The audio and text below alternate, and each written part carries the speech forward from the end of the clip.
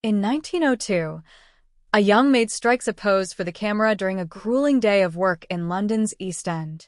Her life was probably full of hardships we can barely imagine, but her smile shows an amazing strength, proof of the Victorian working class's spirit, which just wouldn't break.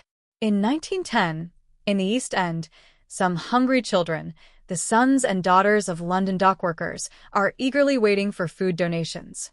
They're wearing tattered clothes, and a lot of them are barefoot, showing how bad urban poverty was amidst all the unfairness of the industrial age.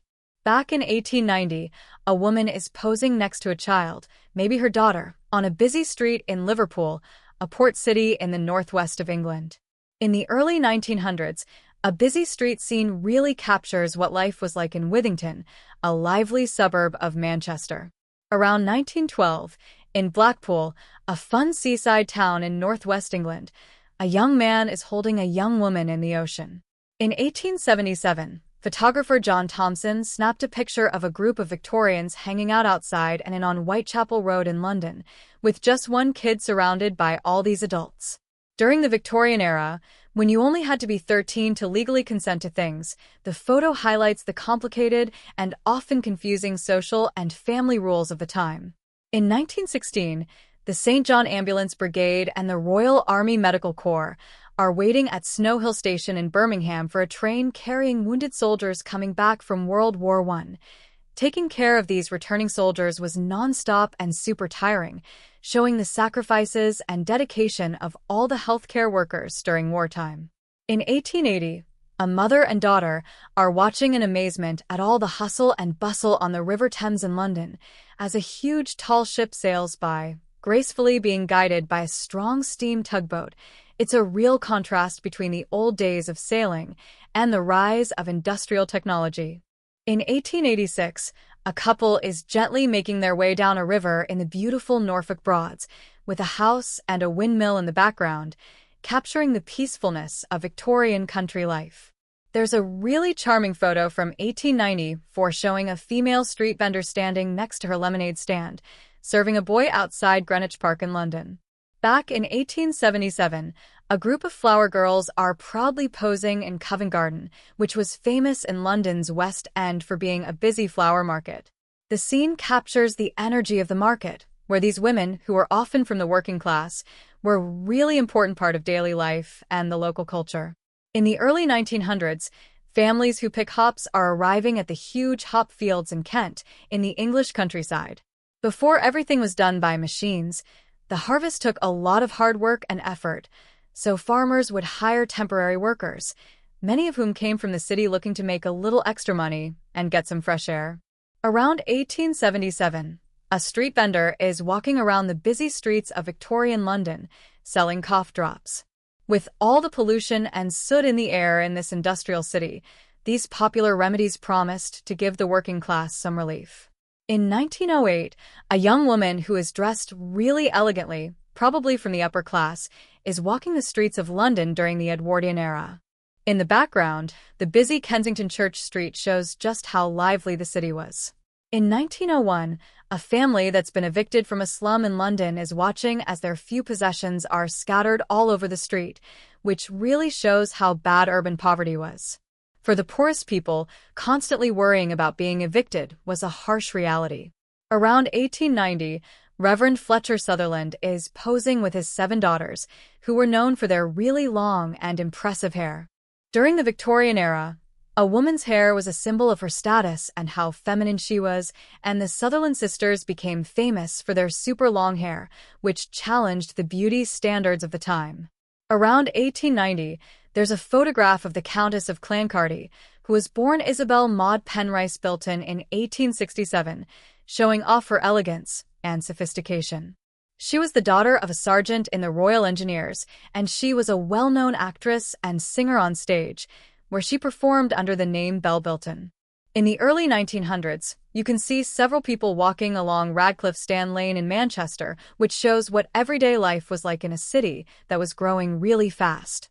Around 1900, 2 old friends are having their picture taken while sharing a drink in a tavern in the beautiful village of Bidford-on-Avon in Warwickshire.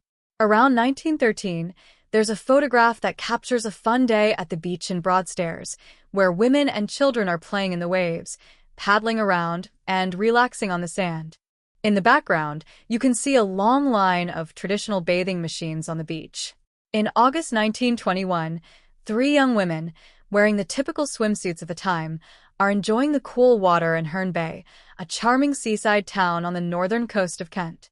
On September 30th, 1906, one of the last horse-drawn trams is traveling through the streets of Netchells in Birmingham, marking the end of an era.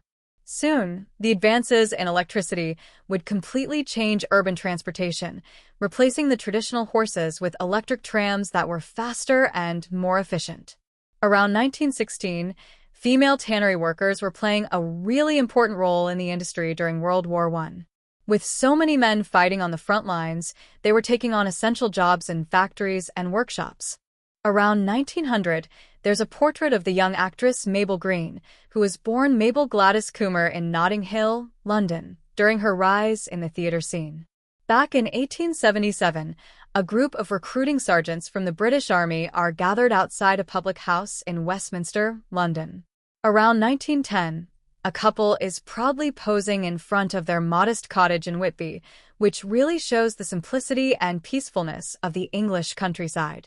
Around 1911, a street scene in Whitechapel captures the harsh reality of life in London's East End, a poor area known for its busy alleyways, street vendors, and workers struggling to survive as the industrial era caused the city to grow.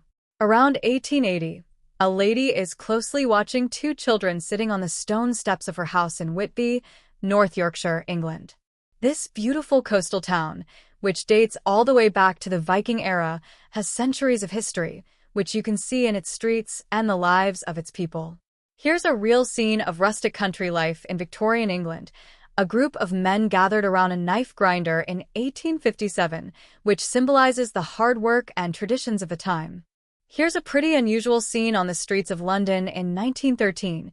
An eccentric gentleman is traveling through the city in his carriage, which is being pulled by a zebra, making people stare and kind of going against the norms of the time. A mother is resting on the stone steps with her two children after a long day of hard work, showing the simplicity and challenges of rustic rural life in Victorian England in 1857. Women and children are gathered in front of the common lodging houses in Whitechapel, London, around 1890. These lodging houses, which were located on the rundown Flower and Dean Street, were a risky place for the poorest people to find shelter, and they were also home to at least two of Jack the Ripper's victims. Here's a view of the historic Garth Castle in Newcastle upon Tyne in 1898. On the left, there's a woman leaning on the doorstep of a shop, and in the background, the impressive arch of the Black Gate adds a medieval touch to the scene. In 1884, an ice cream vendor is serving several customers from his handcart in Greenwich, London, offering a refreshing break from the busy streets of the city. Several people and tourists are enjoying the elegant vibe of the promenade in Scarborough, North Yorkshire, around 1890, with the famous spa building and bandstand in the background, while the majestic Grand Hotel really stands out on the right, covered in a light mist. In 1889, a fisherman's young daughter is posing on the doorstep of her home in the beautiful Robin Hood's Bay in North Yorkshire, England. In 1901, a man is selling meat as cat food outside a poor house in London's East End.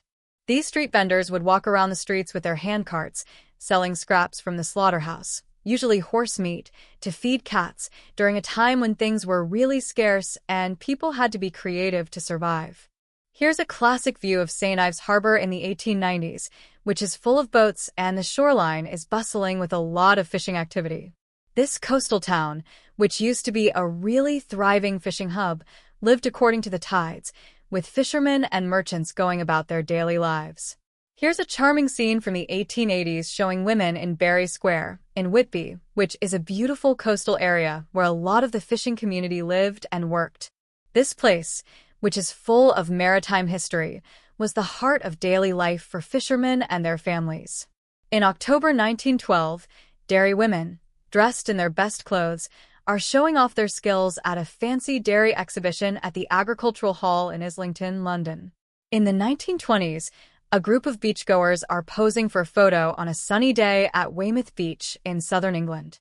This photo, which was taken around 1902, shows Dorset Street, which was known as the worst street in London, and it really captures how bad things were in this area, which became sadly famous because of its connection to the case of Mary Jane Kelly.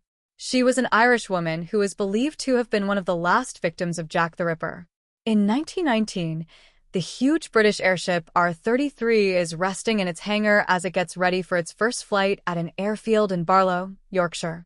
It was built by Armstrong Whitworth and finished after World War I, and the R-33 was a big step forward in aerospace engineering, inspired by the German airships that were captured during the war.